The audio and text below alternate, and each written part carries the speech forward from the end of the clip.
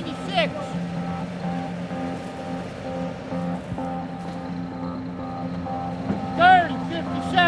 At first glance, you might think these guys were drilling for oil. They are oil field workers, and this is an oil derrick. And in this part of north central Montana, oil is one of the biggest games in town. But they're actually doing the exact opposite. They're plugging a well, one that's been abandoned for decades, but still causing a lot of trouble.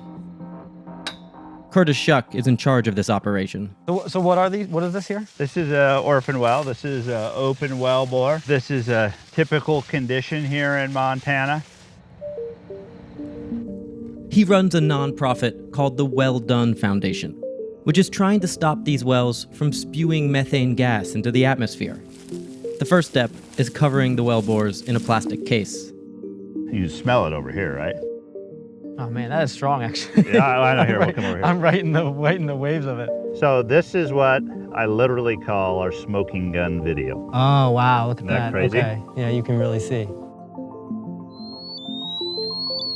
So it's immediately going into alarm state, which means it's harmful, and it'll climb up to over limit. So over limit is 100%, right? You maxed out the machine. Yeah, exactly. Okay. That's not good. So Chuck isn't an environmentalist, although he sometimes sounds like one. He's a retired oil and gas executive.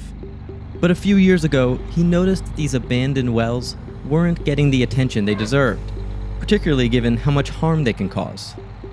So the average American has a car. When they drive that car, every year you have emit about somewhere between 4 to 4.5 tons of carbon dioxide equivalent, or CO2e, per year.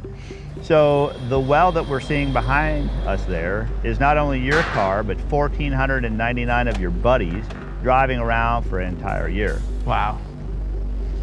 Why did you get into this? So I was up talking to some of the farmers up here about buying grain, and I was walking around chatting with him, and we walked by a well like the one behind you over there, and I was like, what in the world is that pile of junk? And they're like, oh, that's a freaking abandoned well, and we got them all over the place out here. I'm having to drive around and dodge them, and I'm thinking to myself, I've never seen anything like this, right?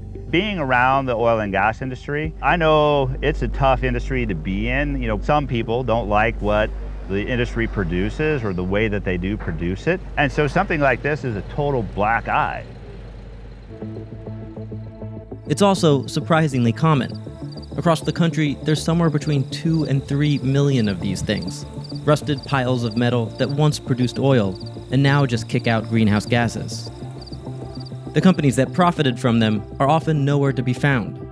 The wells Shuck is replacing were put in by a local firm called Cavalier Petroleum. This was their most recent address in town. When the companies go under, they leave behind a mess for the farmers that own the land. These are just things that were picked up. These are just little pieces of the Yeah, they're old pipe collars. These are from the wells. Yeah, from the oil field. Wow. How big of an issue are these orphaned wells for you? Well, they're a pain to farm around. Some of the areas you can tell there's a leakage because it sterilizes the ground. Yeah, so you can't really, you just can't even farm on that one. Yeah. I mean, they simply didn't clean up after themselves. Do you blame the oil industry for this problem? No, I mean, we need oil, of course, you know. If people think we're ever going to be running battery-operated tractors, they're dreaming. Why'd this happen? Why did these things get left there? It was probably just the Oil and Gas Commission didn't have a plan in place to cap them as they came out of production. And how they're not tied to the people that originally pumped them is kind of surprising to me.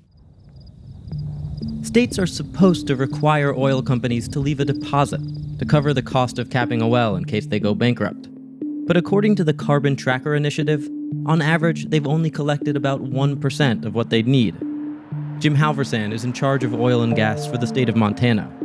He says the state has it all under control. We have 14,000 active wells in the state of Montana, and without good oversight by the board, there is the potential that there could be a plugging liability that we all have to face someday. But how do we get in a situation where the thing is just left there and no one seems to be responsible for it? Well, that's when the company goes away, and then that's when our plugging and reclamation program is to step in. The Shelby area is interesting because that's some of the oldest production in the state. Many of those wells were drilled in the 1920s. They've passed through a number of operators over the years. Perhaps the problem was years ago rather than right now. It's just grown to this level. Some have said it was 100 years to get to where we are. It's not going to clean up overnight. Other places are much worse off. In Texas alone, there are roughly 750,000 unplugged wells, requiring an estimated $117 billion in work. Sue Bugh is on the board of the Northern Plains Resource Council, which has been campaigning for states and oil companies to step up. Who's responsible for these orphaned wells? It's pretty much the regulators, the Board of Oil and Gas here, because they're not making these companies be responsible for the cleanup. This is part of their business plan. Has to be having money put forward in a manner that is recoverable, that is commensurate with what the cost of capping and reclaiming is going to be. And at the present time, pretty much every gas and oil company, they're all in the red so far already, that they have no money for this. So, who's responsible? I can't point a finger at one single entity. It's the fact that we have let them get into this situation because we have been so excited about the money that we're going to get from all of this development that we kind of forgot what happens on the back end. It's like having a big party and having so much fun, and it was so exciting, and then coming up out of your bedroom the next morning and going, oh my God, how long is it going to take me to clean up this mess? What do you think about what the Well Done Foundation is doing? I think their concept is really good. I'm concerned about their ability to fund because it costs at least $30,000 on average to reclaim a well. Some of them are up to $1 million. And this is for one well. And we have this huge number of wells out there. So They're a drop in the bucket. they're a drop in the bucket, not only financially, but they are a tiny, tiny operation. So far this year, Well Done has capped 3 wells. Before COVID, they'd hoped to do 20.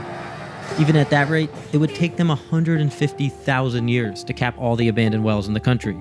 This is not something you can do on your own. Oh my gosh, no way. But what we can do and what we are doing is to put this methodology together, which will mean then that others can enter into the marketplace and can help us in this fight and have a revenue stream to help underwrite the work.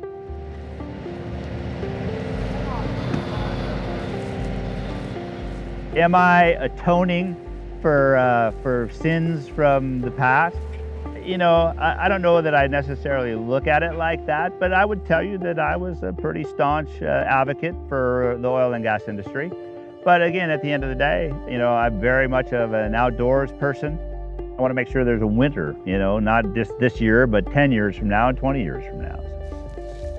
Are you just doing a couple of projects that makes the industry look a little better, but ultimately doesn't really have an effect of solving the problem? This is a commitment for myself, right? There's obviously plenty of work out there, right? To your point, no, this isn't some media play that we're doing out there to try to score a few quick points and then be off to the races. We got a lot of work to do.